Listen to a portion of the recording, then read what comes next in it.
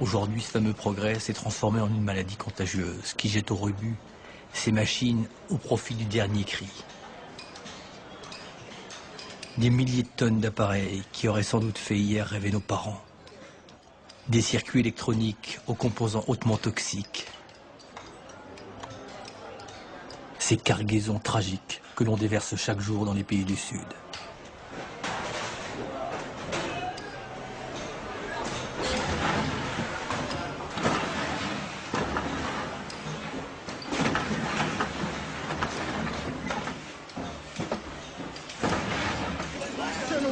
History. What day of the week did the military hand over to the present civilian government? Question 2, history. Name respectively the Senate presidents Nigeria has had since 1999 today. Question 3, Cool FM Fire. Where in Lagos is the boutique? World leaders and special representatives meet to discuss one of the world's most pressing problems, poverty and development in Africa.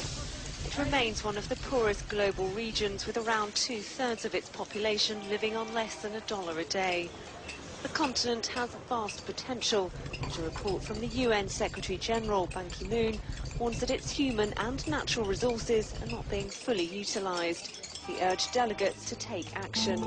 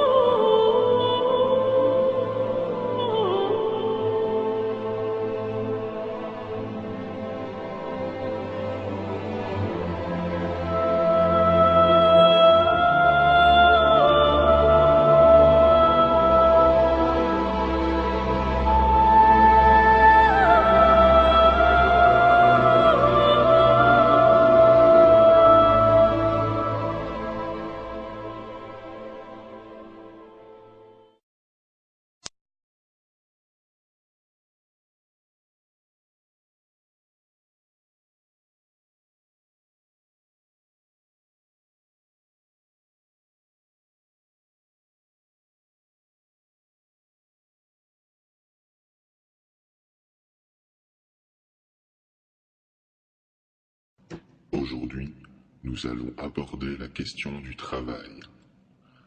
Depuis les années 80, on ne cesse de prédire la fin du travail.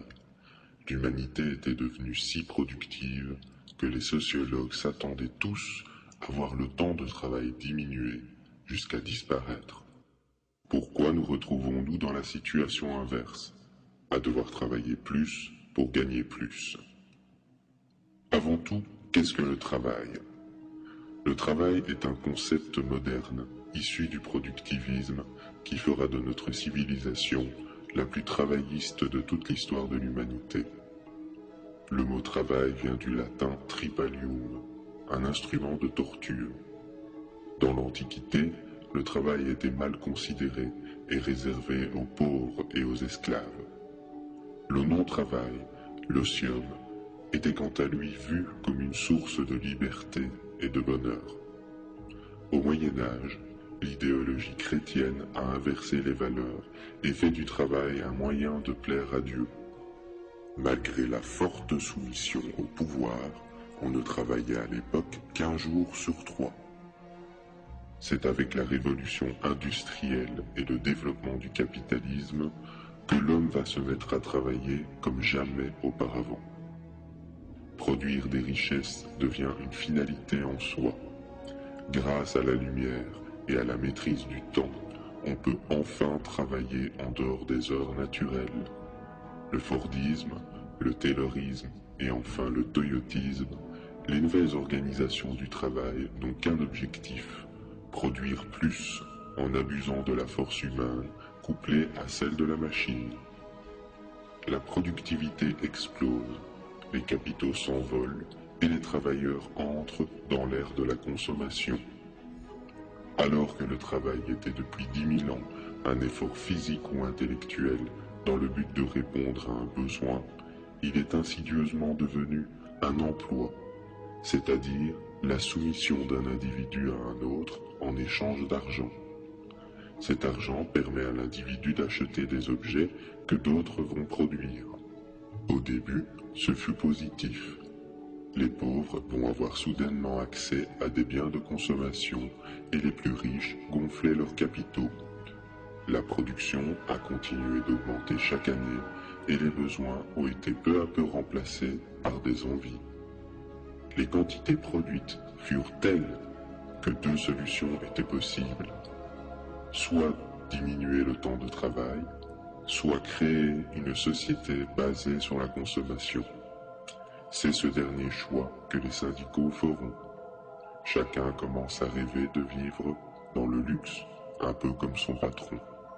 Juste après la guerre, patrons et ouvriers s'accordent sur le pacte social qui veut concilier productivisme, croissance, travail et consommation, en échange d'un certain nombre de droits sociaux. Consommer devient à la fois un mode de vie et la condition même de la survie de l'emploi. En quoi le travail est-il un problème aujourd'hui? Tout d'abord, qui dit travail dit consommation, dit besoin de ressources naturelles. Or, nos ressources ne sont pas éternelles. Il existe une empreinte écologique et sociale que l'Occident dépasse largement. Aux USA, elle est dépassée de 6 fois, ce qui signifie qu'il nous faudrait 6 planètes pour vivre tous comme eux. Par conséquent, être trop productif, c'est prendre dans la bouche des plus pauvres leurs ressources. Or, la croissance nous oblige à être toujours plus productifs chaque année. Non seulement les ressources se font rares, mais elles proviennent en majorité de pays éloignés du nôtre. Le productivisme, qui se nourrit du travail de chacun, rencontre sa première limite, matérielle. Deuxièmement, le travail est une étape primordiale de l'économie matérielle. Elle transforme la nature en produit utilisable. Lors du cycle de vie d'un objet, d'énormes quantités de pollution sont produites. Cela va des intrants chimiques dans l'agriculture, aux conservateurs dans nos aliments, à la déforestation, en passant par la pollution pétrolière, la destruction des déchets ou le changement climatique. l'activité humaine crée ces pollutions, et l'activité, c'est notre travail à tous. Ainsi, de nombreux boulots, au prétexte qu'ils sont économiquement rentables, sont inutiles, voire nuisibles pour la société. Il est tout de même curieux que les secteurs les plus rentables soient aussi les plus critiquables. L'industrie pétrolière, par exemple, la publicité, la pornographie, la finance, les médias et l'armement. Alors que l'éducation, la santé, l'aide sociale sont de plus en plus privatisées, englobées par la nécessaire rentabilité. Le développement durable apparaît également dans l'incapacité de rendre propre l'ensemble de notre système, car la croissance ne cesse d'accentuer nos problèmes. Ensuite, le travail doit être considéré en termes de pouvoir. Contre votre travail, vous gagnez un pouvoir d'achat qui vous permet de profiter du travail des autres. Le problème, c'est que dans une situation de grande inégalité sociale, le pouvoir d'achat est une manière de soumettre chaque classe sociale à celle au-dessus de soi. En achetant une télévision, vous utilisez votre pouvoir de faire travailler 200 personnes à sa fabrication, de la faire parvenir au magasin par avion et livrer à votre domicile par un sous-traitant d'un grand magasin. Tout est jeu de pouvoir à travers différents niveaux hiérarchiques, du plus riche au plus pauvre.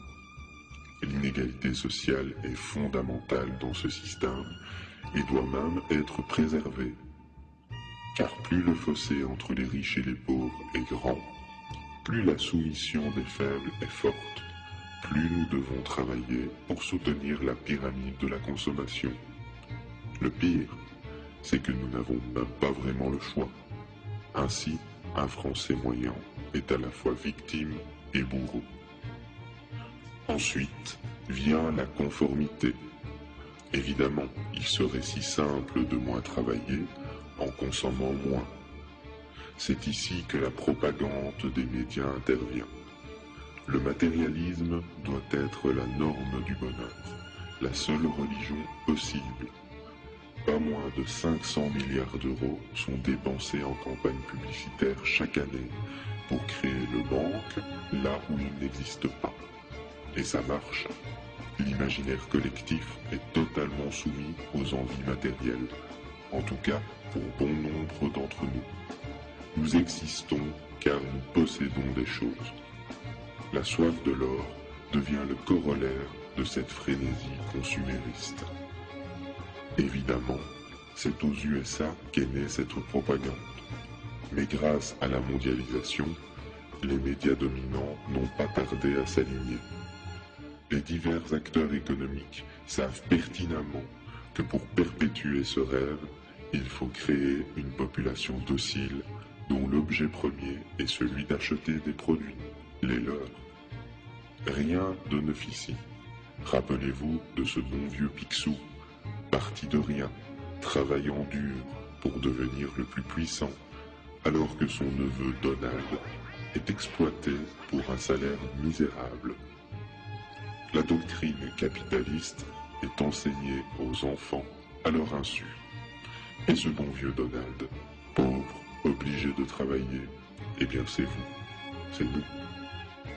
Nous aspirons tous à atteindre un mode de vie babylonien, détaché de la pauvreté, de nos angoisses, des autres humains, voire de la mort elle-même. En réalité, ce rêve tourne court, car le nombre de suicides, de dépressions, de prises de drogue ou de médicaments est en augmentation constante en Occident.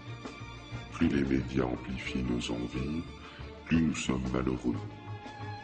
Et pourtant, nous nous perpétuons à croire que notre bonheur réside dans la taille de notre compte en banque, dans le nombre de pouces de nos téléviseurs ou dans les capacités de nos smartphones. La publicité est un mirage sur un château de cartes. Un mirage qui alimente nos fantasmes et dont le pilier qui nous aliène est invisible. Cette folie collective qui s'est emparée de nous nous empêche d'imaginer la vie en société autrement que par la compétition, la réussite professionnelle et l'accès à l'argent. Même l'éducation est construite selon ce schéma. Ceux qui se risquent à en sortir sont stigmatisés et vus comme des marginaux ou des fainéants. Étonnant de constater que chez les personnes riches, le fait de ne pas travailler est gratifiant. C'est une marque de réussite, de prestige, glorifiée à travers les médias. Par contre, vivre proche du revenu de pauvreté est perçu à l'inverse comme avilissant, sale et source de dépendance. Ces perceptions sont en totale contradiction avec la réalité. En effet, les personnes riches sont totalement dépendantes de ce qu'elles consomment, donc de tous les travailleurs, vous et moi, qui créent ce dont ils ont besoin contre rémunération, dans l'espoir de rejoindre à notre tour le top de la pyramide. Le rejet du consumérisme matérialiste est ainsi vu très négativement en société, car il représente un déni de la société tout entière.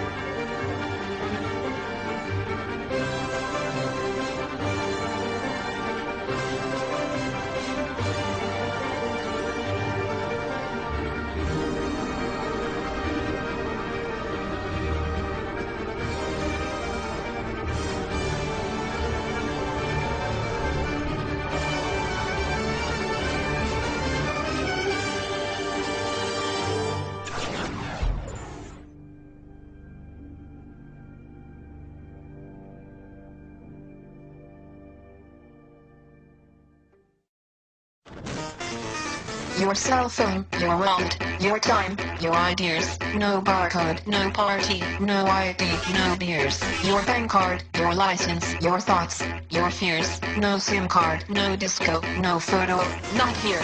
Your blood, your sweat, your passions, your regrets, your profits, your time off, your fashions, your sex, your pills, your grass, your tits, your ass, your laughs, your balls. We want your soul.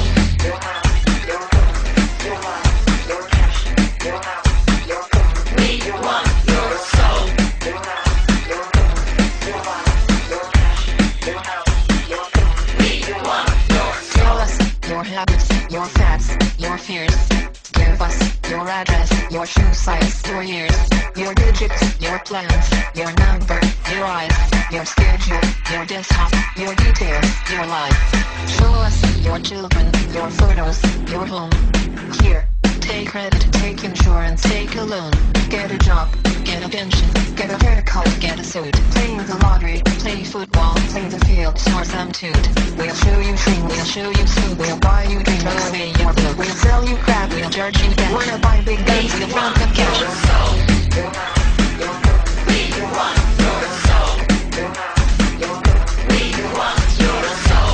Your house, your home. We want your soul. Your house, your home. We want your thoughts, your emotions, your love, your dreams, your checkbook, your essence, your sweat, your screams, your security, your sobriety, your innocence, your society, yourself, your place, your distance, your space. Go back to bed, America. Your government is in control again. Here, watch this. Shut up.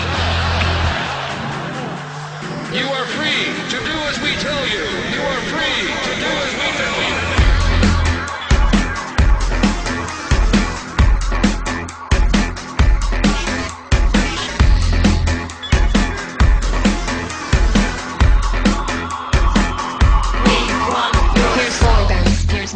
Here's Britney, here's cola, here's pizza, here's TV, here's some rock, and some roller. Watch commercials, more commercials, watch Jerry, not Oprah. Buy a better life, from the comfort of your sofa. Here's popcorn, here's magazines, here's milkshake, here's blue jeans, here's padded bars, here's armpit wax, here's football shirt, here's baseball cap, here's live talk shows, here's video games, here's Cola Life, here's tin bowling, here's filter tips, here's college minutes, here's all night long, here's plastic hips. Your soul, your house, your soul. We want your soul. Your house, your home. We want your soul. Your house, your home. We want your soul. Your house, your home. We want your soul.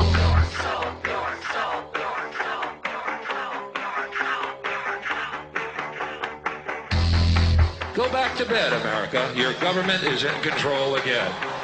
Here's American Gladiators. Watch this. Shut up. Go back to bed, America. Here is American Gladiators. Here is 56 channels of it. Watch these pituitary retards bang their fucking skulls together and congratulate you on living in the land of freedom. Here you go, America. You are free to do as we tell you. You are free to do as we tell you.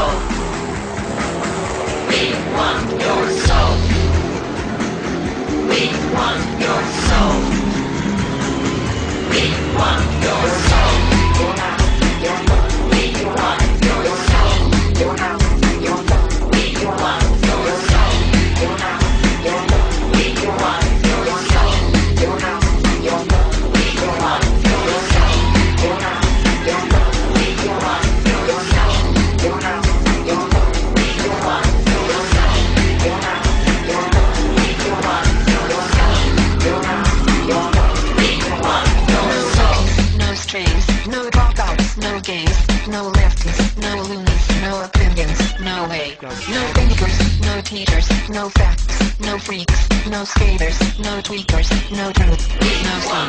Here's popcorn, here's magazines, here's milkshake, here's blue jeans, here's padded bars, here's armpit wax, here's football shirt, here's baseball cap. Here's very, very, very, very, very, very very, very, very, very, very, very, very, very long infomercials.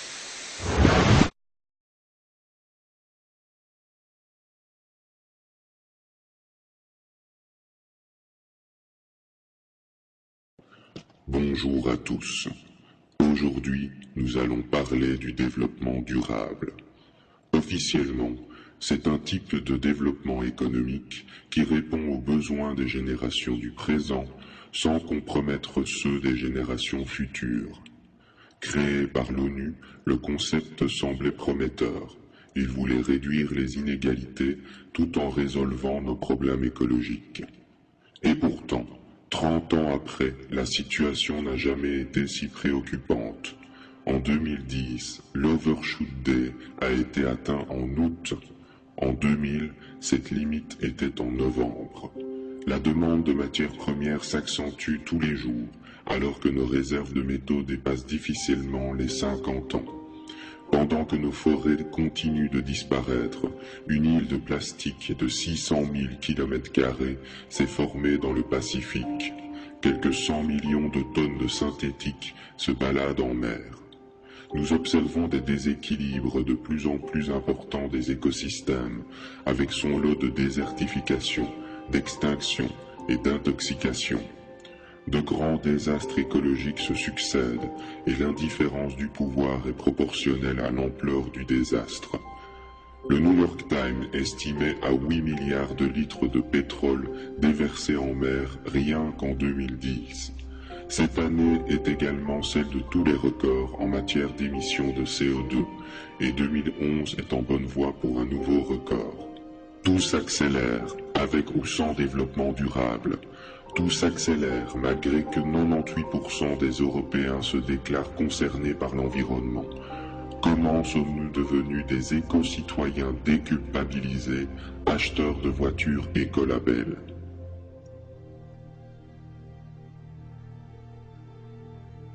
Pour comprendre pourquoi le développement durable est en échec, il faut revenir en 1972, quand le Club de Rome, un groupe de puissants, réalise une étude qui démontrera que la croissance n'est pas infinie et que nous allons droit vers un effondrement planétaire si nous n'adoptons pas une nouvelle économie.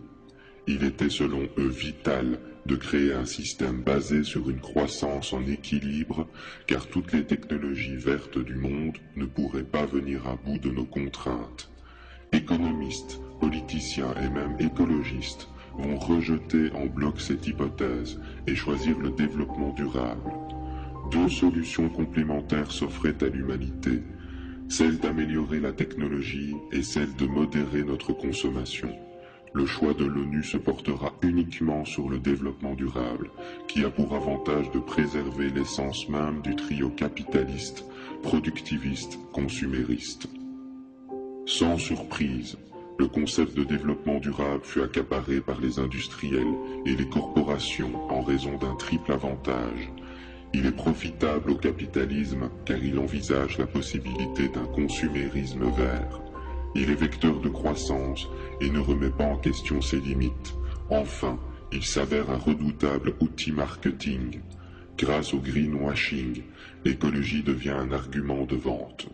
Pour développer ses profits, une entreprise doit faire croire aux consommateurs qu'acheter un produit vert est bon pour la planète. Monsanto, EDF, McDo, Suez, Total, la plupart des grandes entreprises sont les premières à devenir vertes. Un observateur distrait jugera que le monde se lance dans le changement, alors qu'en réalité, il s'agit de créer de nouveaux horizons de profit, tout en faisant croire à la masse que ceci est bon pour la planète. Dans ce cadre, le développement durable perd de son intérêt écologique. Prenons le cas de McDonald's, dont le logo devient vert et les menus bio. Leur but n'est pas de polluer moins, mais de s'adapter à la vague écologiste pour garder sa clientèle. L'effet est purement psychologique, car si les ventes augmentent, le besoin de viande augmente, ainsi que l'utilisation de pétrole et de ressources. Cette réalité que nous observons dans presque tous les domaines s'appelle l'effet rebond. Chaque fois que nous créons une technologie moins polluante, il y a éco-efficience. Mais si la croissance augmente, l'éco-efficience est négative. Par exemple, on réduit de 5% les émissions de CO2 du parc automobile mondial.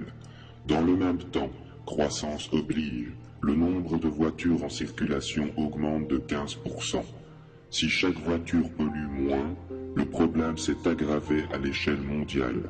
L'éco-efficience totale est inexistante, mais le consommateur, lui, pense avoir fait une bonne action. Nous touchons du doigt la limite du concept. Le développement durable se base sur un postulat erroné, celui qu'une croissance verte infinie est possible dans un monde aux ressources limitées. Bien qu'il existe des effets positifs locaux, ils sont insuffisants et engloutis par les effets pervers secondaires. Certains auteurs estiment que le développement durable est un concept schizophrène, car il utilise la cause même des problèmes environnementaux pour tenter de résoudre la crise écologique, ce qui est impossible.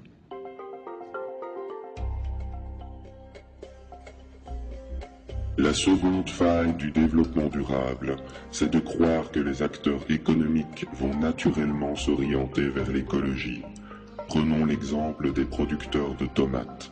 Chaque jour, des milliers de tonnes de tomates produites en Espagne se rendent en Hollande, pendant que l'Espagne importe à son tour la même quantité de tomates produites en Hollande.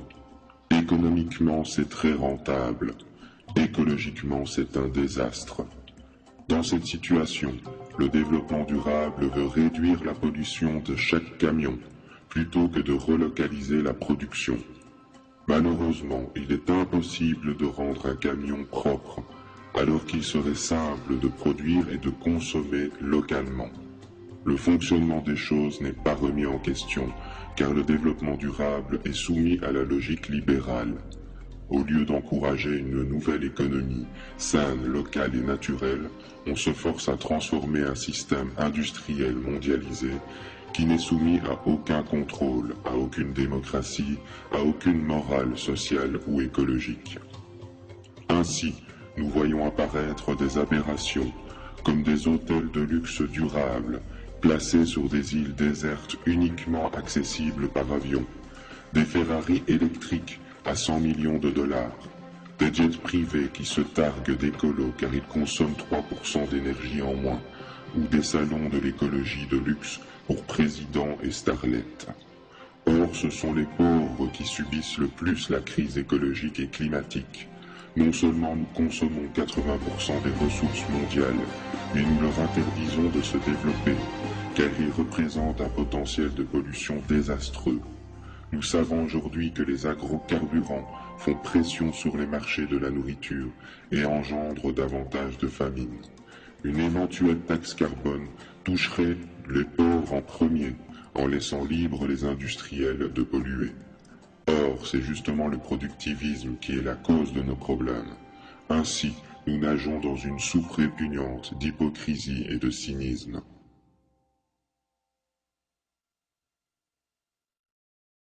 Prenons le cas d'éco-emballage, ce petit logo rassurant se trouvant sur nos produits. Celui-ci ne signifie pas que l'emballage est recyclable, il signifie que le producteur a payé une taxe pour avoir le droit de produire ce type d'emballage, qui n'est pas forcément recyclable. Cette taxe n'est pas versée à l'État, mais à Éco-Emballage, une société privée de tri des déchets, créée par des industriels. Des compagnies comme Nestlé, Unilever, Danone et Total en sont les principaux actionnaires.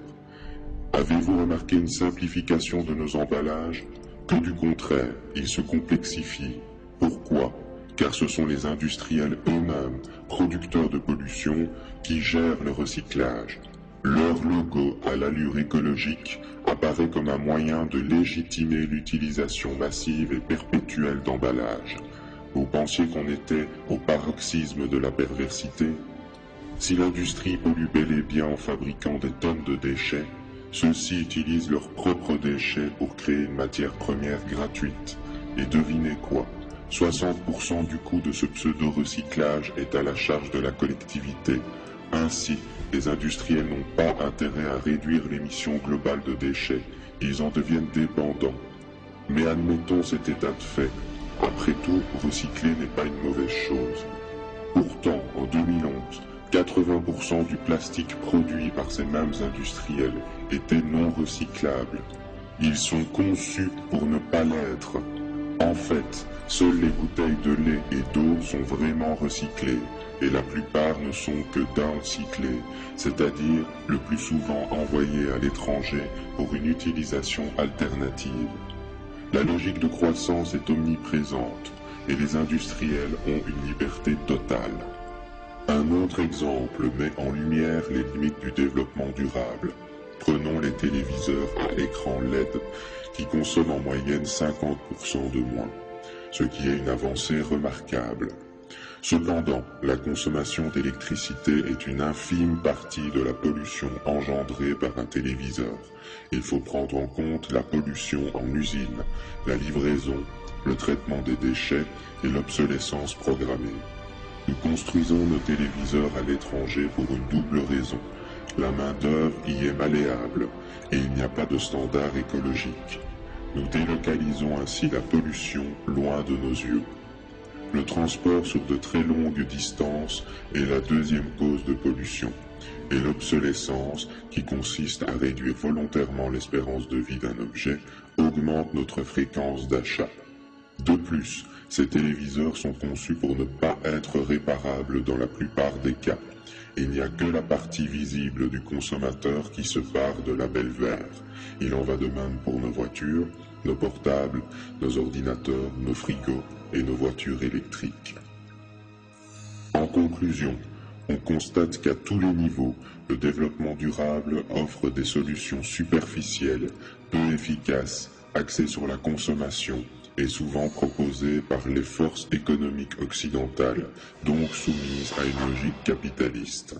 Comme le suggérait Einstein, l'esprit qui est à l'origine d'un problème ne peut pas être celui qui le résoudra. Le développement durable est-il fautif? Il ne l'est pas. Techniquement, le concept a permis d'encourager la création de technologies propres. Le souci, c'est qu'il n'est pas assez efficace à l'échelle globale, car les forces économiques en présence sont trop puissantes et que le principe de croissance est conservé. Si le monde était une locomotive lancée à vive allure vers un mur, le développement durable serait son parachute avec lequel nous tenterions de le ralentir. C'est honorable, mais nous n'y arriverons pas de cette seule manière. Nous n'avons pas le temps. Si le développement durable est dépassé, il faut oser aller plus loin.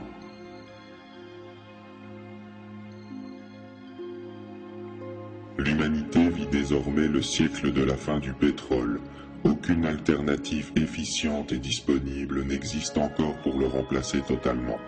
Nous allons faire face à un choix, celui de continuer dans une société basée sur la croissance de la consommation, où toutes nos dettes et notre peine au travail accélèrent la dégradation du monde, soit nous décidons de reprendre nos vies en main, de localiser notre production alimentaire pour protéger les générations futures, d'abandonner l'économie de croissance et les vieux schémas du monde travailliste, de développer des coopératives pour construire nos maisons, pour produire des objets utiles et réellement durables, d'arrêter de consommer sans considération pour la vie humaine.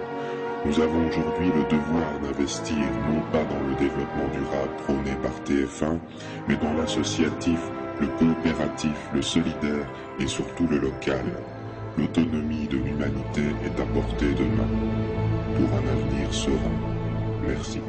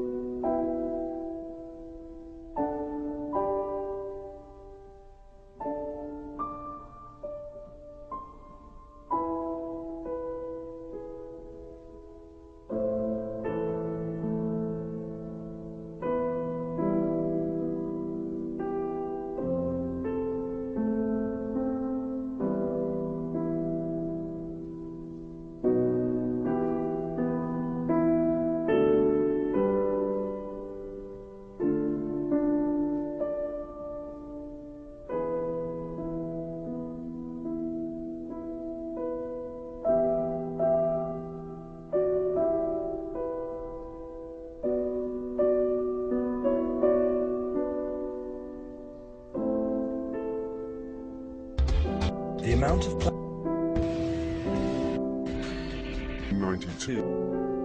armed.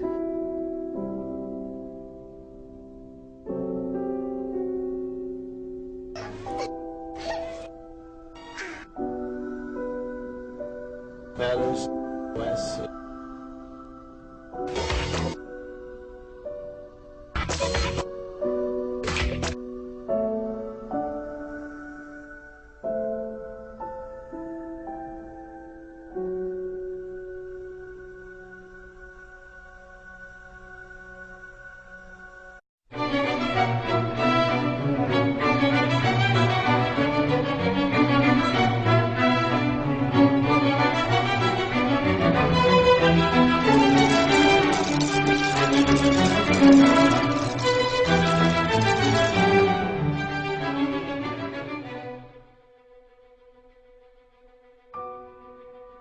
Voyons à présent comment l'Occident est devenu dépendant de la mondialisation et du travail des plus faibles.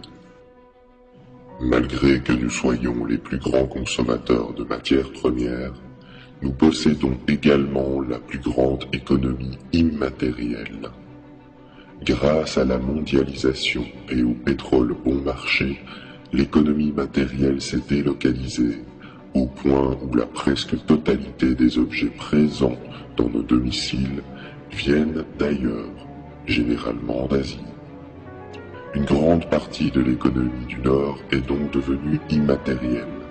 On parle d'une économie d'intelligence ou de services. Certains secteurs de cette économie sont indispensables, comme l'éducation, la santé ou l'aide sociale. D'autres, par contre, le sont beaucoup moins. Prenons le cas de Wall Street, qui versera quelques 144 milliards de dollars de rémunérations diverses cette année, à brasser du vent. Bien sûr, nous produisons encore certains biens matériels chez nous, mais des secteurs comme l'agriculture, dont le rôle est vital pour la survie de l'humanité, sont en crise et résistent mal à la concurrence mondiale. De plus, les métiers manuels sont très mal perçus en société. Les paysans sont considérés comme stupides, sales, arriérés. L'économie immatérielle, quant à elle, ne cesse de croître au fur et à mesure que les villes se remplissent, ce qui accentue une dépendance invisible vis-à-vis du reste du monde productif. Ainsi, une quantité faramineuse d'emplois ne servent strictement à rien, si ce n'est à perpétuer le système lui-même et à combler un chômage potentiellement astronomique. Malheureusement, la population ignore souvent à quel point leur survie est dépendante des autres secteurs, très éloignés, trop éloignés. En Île-de-France, la dépendance alimentaire est de 4 jours seulement. En cas de pénurie de pétrole par exemple, ce qui est envisageable d'ici 40 ans, et sans énergie pour le remplacer, tous les transports aériens et motorisés seront bloqués et toutes les grandes villes seraient plongées soudainement dans l'anarchie, faute de nourriture, faute de pouvoir se déplacer. Les néolibéraux estiment que l'homme survivra par un effort soudain d'adaptation ou par l'apparition miraculeuse d'une technologie. Mais pourquoi attendre d'être au pied du mur? L'économie et la production de biens de nécessité doivent indéniablement se relocaliser afin que chaque zone géographique puisse acquérir sa souveraineté alimentaire. Enfin, nous savons également que l'argent est créé à partir d'une dette envers du capital. Vous pensiez que les banques prêtaient de l'argent des petits épargnants? Grave erreur. À partir d'un euro réel, les banques peuvent distribuer plusieurs milliers d'euros sous forme de dette. Et d'où vient votre salaire? De cette dette ou d'un capital privé. Pour combler la dette et l'intérêt de celle-ci, tous les agents économiques doivent être en compétition, croître sans cesse et in fine engendrer davantage d'argent dette pour résorber la dette existante. Il faut travailler plus pour gagner plus, mais surtout pour empêcher la faillite totale du système. C'est une course sans fin, savamment orchestrée, pour enfermer les hommes dans le cycle travail et consommation. Lors d'une catastrophe comme le tremblement de terre en Haïti, il s'est passé la même chose. La Banque mondiale a prêté des centaines de millions.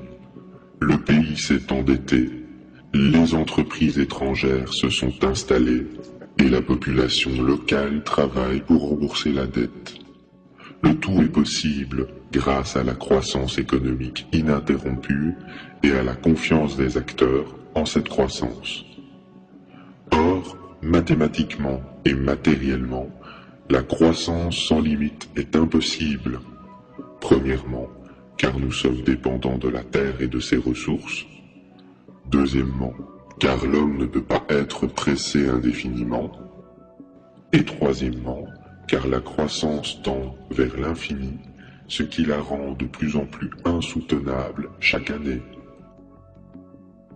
Concrètement, le développement des pays du Sud se fait par leur endettement vis-à-vis du Nord, obligeant ainsi les pays émergents à adopter l'économie occidentale tout en exploitant leurs ressources au bénéfice de l'Occident.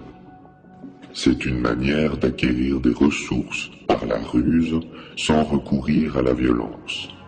Or, nous savons qu'il est strictement impossible que ces pays consomment comme nous, sans une baisse de consommation volontaire ou forcée de notre part. La Chine est d'ailleurs un des rares pays du Sud à envisager ce problème. Le pays dépense des fortunes dans l'achat de terrains en Afrique, afin d'y produire de la nourriture qu'elle puisse importer plus tard. Cette pratique démontre que pour atteindre un niveau de vie occidental, un pays doit nécessairement exploiter la force de travail et les ressources d'autres peuples. Cette situation est paradoxale, car seule une poignée d'individus profite réellement de la situation. Chez nous, non seulement notre mode de vie nous endette envers des institutions financières invisibles, mais nos chefs d'État sont forcés de se soumettre à elles en adoptant des politiques d'austérité. La société de consommation ne fait que renforcer notre endettement, notre soumission au travail, notre dépendance aux ressources du Sud et par la même occasion, la crise écologique et sanitaire. Comment arrive-t-il à vous convaincre de travailler plus, alors qu'en 2 semaines à peine, un homme produit autant de richesses aujourd'hui que pendant toute l'année 1900. Nous savons également que dans les sociétés primitives, 2 jours par semaine suffisaient à offrir un toit, à manger et à répondre aux besoins de la communauté. Sans glorifier le passé, imaginez ce qui serait possible avec nos techniques modernes des milliers de fois plus productives. Grâce aux nouvelles technologies, aux gains de productivité et à l'effort collectif, nous aurions dû évoluer naturellement vers une société moins travailleuse, axée sur le partage de ce qui est produit en surplus par une réduction générale du temps de travail. Se libérer du travail, ce que nous appelons le chômage, était une fatalité, un aboutissement de l'évolution. Nous en avons fait un tabou. Comme ce fut le cas tout au long de l'histoire humaine, un système en remplace un autre quand il atteint ses limites. Ce dont nous avons besoin, ce n'est pas seulement d'une révolution économique, mais également d'une révolution psychologique, d'un basculement des valeurs qui mènera à un changement de paradigme vers une société où l'égalité prendra un sens réel. Cela ne signifie pas que le travail va cesser d'exister. Une société sans activité ne peut pas être viable. Nous avons besoin localement d'une activité humaine, mais qui ne soit pas basée sur l'endettement, la croissance à tout prix ou le consumérisme. L'activité humaine est essentielle, mais il semble évident qu'une partie de cette activité aujourd'hui est contre-productive en raison de la pression sociale et environnementale qu'elle occasionne. S'il y a une leçon à retenir de cette histoire, c'est de ne pas stigmatiser les individus en marge de la société de consommation, comme les pauvres ou les inactifs, car pragmatiquement, leur impact social et environnemental est bien moindre qu'un consommateur lambda. Il faut aussi comprendre que pour chaque emploi inutile ou nuisible que nous exerçons, c'est la collectivité qui en supporte le coût indirect. Les modes de vie simples et locaux, collectifs ou non, ne doivent pas être stigmatisés, car nous savons désormais qu'être trop productif n'est pas synonyme de bonheur, et que la fin du pétrole va de toute manière ralentir et relocaliser notre existence. La société de demain devra prendre en compte les besoins de la majorité avant les plaisirs d'une minorité, au risque d'essuyer une crise sociale d'envergure mondiale. Pour y arriver, nul besoin d'une dictature, le changement est en chacun de nous. Nous qui allons à notre tour montrer l'exemple, en passant l'information, en sortant nos amis ou notre entourage de leur torpeur. Le mouvement est déjà en marche. Nombre d'entre vous, dans les marges de la société, créent le changement, s'investissent dans des associations, informent leur entourage de la réalité, construisent leur autonomie, objectent la croissance, adoptent la simplicité volontaire ou favorisent la production locale des ressources.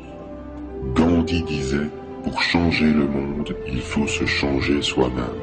Ainsi, nous ne pouvons envisager de changement sans à la fois remettre en question notre manière de penser, notre manière de consommer et notre manière de travailler. Pour un avenir serein. Merci.